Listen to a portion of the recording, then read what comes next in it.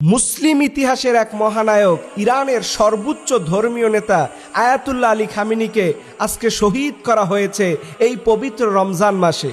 আমরা ওনার জন্য মন ভরে আল্লাহর কাছে দোয়া করি, সবাই বলি ইন্না লিল্লাহি ওয়া ইন্না ইলাইহি রাজিউন। এখন প্রশ্ন হলো দুইটা, কেন তারা এই রমজানে ইরানের উপরে আক্রমণ চালালো এবং সেখানে তাদের সর্বোচ্চ নেতাকে শহীদ করা হলো? এর এক নাম্বার কারণ হচ্ছে, আপনারা জানেন গত কয়েক মাস আগে পৃথিবীর ইতিহাসের সবচেয়ে নিকৃষ্ট ফাইল এপস্টিন ফাইলের কুকীর্তি, এই কেলেঙ্কারি গোটা বিশ্বের মানুষের সামনে এই জালিমদের চরিত্র ফুটে উঠেছে। সেই বিষয়কে তারা ধামাচাপা দেওয়ার জন্যই, সেটাকে লক্ষ্য করে তারা ইরানের সর্বোচ্চ নেতাকে দুনিয়া থেকে বিদায় করে দিয়েছে। তারা মনে করেছে আর মনে হয় আয়াতুল্লাহ আলী খামেনি আসবে না। মনে রাখবেন, আয়াতুল্লাহ আল খামেনি কিন্তু একজন ছিলেন না, এর আগেও ছিলেন, শহীদ হয়েছেন।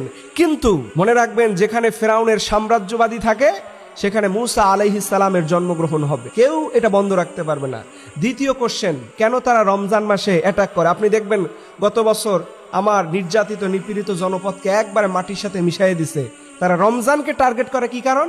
তারা মনে করে যে রমজানে মুসলমান রোজা রাখে তো শরীর দুর্বল। না, রমজানে মুসলমানরা দুর্বল হয় না। বদরের প্রান্তে 313 জন মুজাহিদরা তোমাদের জালিমদের মসনদকে ভেঙে দিয়েছিল। এই জাতি হচ্ছে মুসলমান। আমরা রমজানে কাবু হই না, ক্লান্ত হই না। আমাদের ইমানি চেতনা আমাদের সব সময় খেয়ে থাকলেও জাগ্রত থাকে, না খেয়ে থাকলেও জাগ্রত থাকে। সো এই ধুমকি দামকি দিও না। আমরা আমাদের শাহাদাতের অমীয় সুদা যুগের পর যুগ আমরা এটা স্বাচ্ছন্দ্যে গ্রহণ করে আল্লাহর জান্নাতের সবুজ পাখি হব, কিন্তু তারপরও জালিমদের কাছে আমাদের মাথা নত করব না। আপনি দেখেন এই নেতাকে কত ভালোবাসে। আমি দেখলাম যে সর্বোচ্চ নেতার সংবাদ পড়তে গিয়ে সাংবাদিক কান্না করে দিচ্ছে। এটা কি সামান্য ভালোবাসা? এটা হচ্ছে বিশাল একটা ব্যাপার, ধর্মীয় পাওয়ার এখানে। আজকে আমি বাংলাদেশে বসে কেন ইরানের পক্ষে কথা বলবো?